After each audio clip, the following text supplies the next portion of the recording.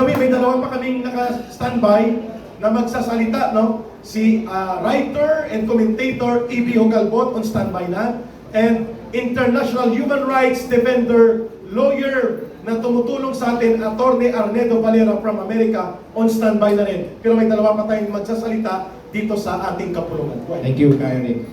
Let us turn our attention in front to these what we have presented here on the stage, and let us welcome Mr.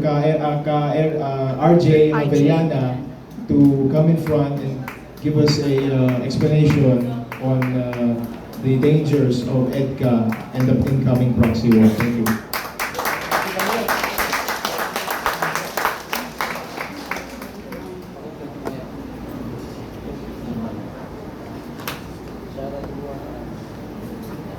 Isang mapayapang pagbati po sa inyong lahat mula sa anti-imperialist movement, at syempre isang pagpupugay po dito sa Kongreso laban sa digmaan. Hindi po biro ang ating sitwasyon ngayon.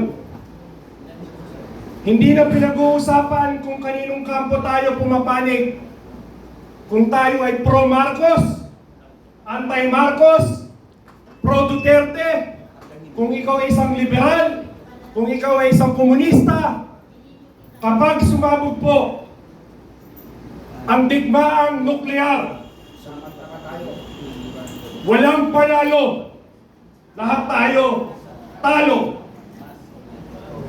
Pero ang katotohanan, dahil sa imperialista ng Estados Unidos na itinutulak ang tinatawag na proxy war na ito, isang bangag na pangulo lamang ang papasok sa isang kasunduan na dadalhin ang milyong-milyong Pilipino sa kanilang mga kabaong dahil sa EDCA sites na ito. Tiyak na kamatayan ang aabutin nating lahat kapag hindi tayo kumilos at hindi natin tinanggal ang mga EDCA sites na ipinilit sa ating mga Pilipino na hindi man lang tayo kinonsulta ng gobyerno ito. Bukas, mga kasama, lilipad patungong Pilipinas ang isa sa mga numero 1 ahente ng Central Intelligence Agency sa pangunguna po ng dalawang muka, Secretary Blinken at Secretary Austin ng Estados Unidos. Pupunta sila dyan sa Taguig, Shangri-La Hotel, para muling traidorin ang mga Pilipino kasama ang kanilang puppet na pipirma ng isang 2+2 agreement. Ito po yung bagong military intelligence agreement na pipirmahan bukas na walang kaalam-alam ang mga Pilipino. Napapasok na naman ang gobyerno ng Pilipinas, at dahil dito sa 2+2 na ito, tiyak po ang di naman kaaway ng mga Pilipino at ng Pilipinas, kagaya ng Russia, kagaya ng China, ay tiyak magkakaroon ng reaksyon. At ito po, ang mga nuklear na ito, ayaw at sa gusto natin, sa isang pindot lamang, ay maaari pong mabura ang Pilipinas sa mapa dahil sa proxy war na ito.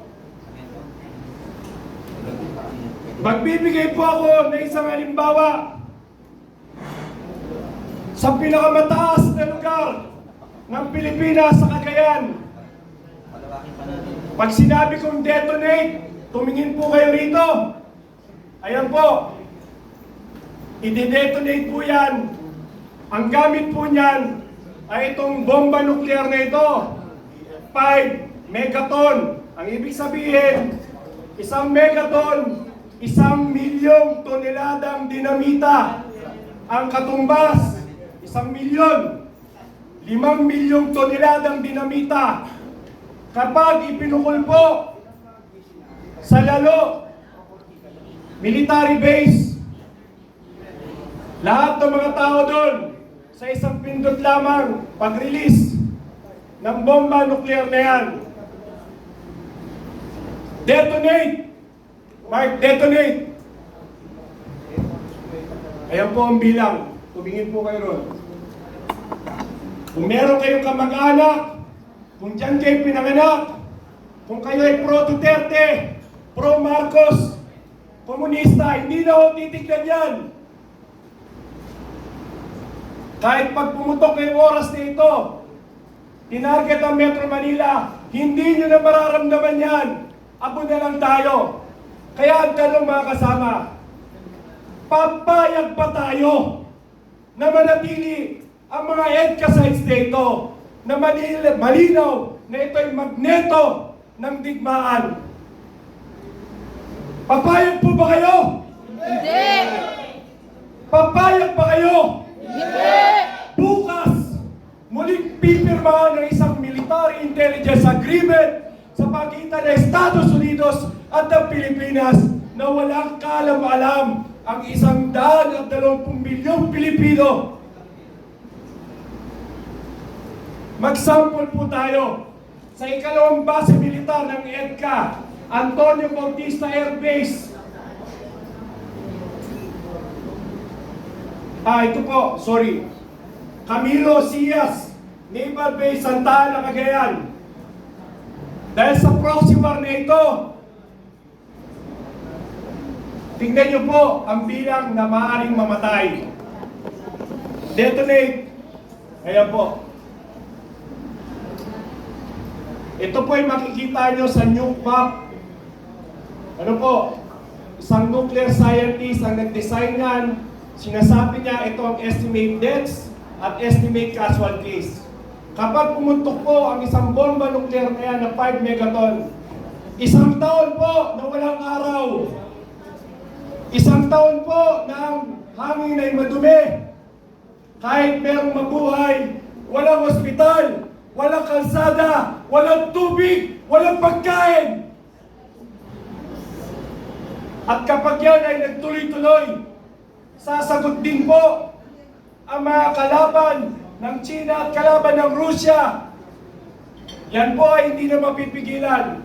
Kung 8 bilyon ang tao sa mundo, kung 8 bilyon, otomatiko po sa digmaang armas nuklear na ito na hindi biro, 5 bilyong tao sa mundo ang mamamatay.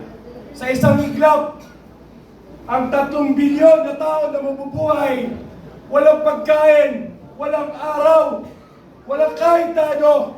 Ang sasabihin ng mga tao mabubuhay na matitira sa digmaang ito, sana nang pumutok ang bomba nuklear, isinama mo na lang kami. Namatay. Gusto nyo bang mangyari yan? Hindi! Hindi po ito biro at hindi po ito pananakot. Kaya merong malaking pananagutan si Gibo Teodoro. Dahil si Gibo Teodoro ay tiyak giba kay Gibo ang Pilipinas. Tama! Correct! Kaya mga kasama, 2 base militar pa lang ang binanggit ko. Meron pang 7 at meron pang 16. Ito naman yung 25 sites na binanggit ng kapatid ng presidente. 25 sites na target. Kung dito po, kapag tinotal ko na ito, siya na base militar ng EDCA ng Estados Unidos, 2 milyon ang pinakamababang patay sa unang iglap. At ang sugat, ang mga may sugat, hindi mo bababa sa 10 milyon. Yung 9 na base militar lamang. Sinasabi 25. Nasaan yung 19? Matinong pag-iisip pa ng presidente ang papasok sa ganitong klaseng kasunduan. Hindi! Bangag! Kaya sana, kahit sa ating vice presidente, Yun ang sabi ni Ka. Yan din ang ating hamon sa kanya. Magsalita! Kapag siya ay naupo, kinakailangan ng mga EDCA sites na ito ay talagang ilibing na natin ng tuluyan kasama ang Mutual Defense Treaty, kasama ang BFA, kasama po ang RCA na bagong pinirmahan doon sa mga nanakop sa ating mga hapon sa Pilipinas noong Second World War. At ngayon, binuksan natin ang pinto sa mga imperialistang Hapon. Bubuksan din po natin sa mga ibang pagkasunduan. Pipirmahan pa nila ang kasunduan sa Pranses, ang kasunduan sa mga ibang European nation, sa Canada, mga military agreement, lahat. Mahal ang tubig, mahal ang bigas, mahal ang kuryente, mahal ba tayo ng ating Pangulo? Hindi! Mga kasama, samahan niyo bukas ang anti-imperialist movement. Magtitipon-tipon po kami dyan sa kanto ng Jiao Building, Quezon Avenue. Delta Avenue, Quezon Avenue, tabi po ng Popeye. Ano po? Alas 9 ng umaga, alas 10, lalakad tayo dun sa Boy Scout of the Philippines, dun sa Circle. Magmamarcha po tayo. Kung pwede, magsuot po kayo ng itim, magdala kayo ng payong. Sasabayan natin ang pirmahan na hindi natin tinatanggap na 2+2. Mga kasama, ito ang ating panahon para maningil. Hindi ito simpleng pagpapatalsik, kundi ito ay laban ng ating mga anak at susunod na henerasyon. Ang laban na ito ay hindi natin laban.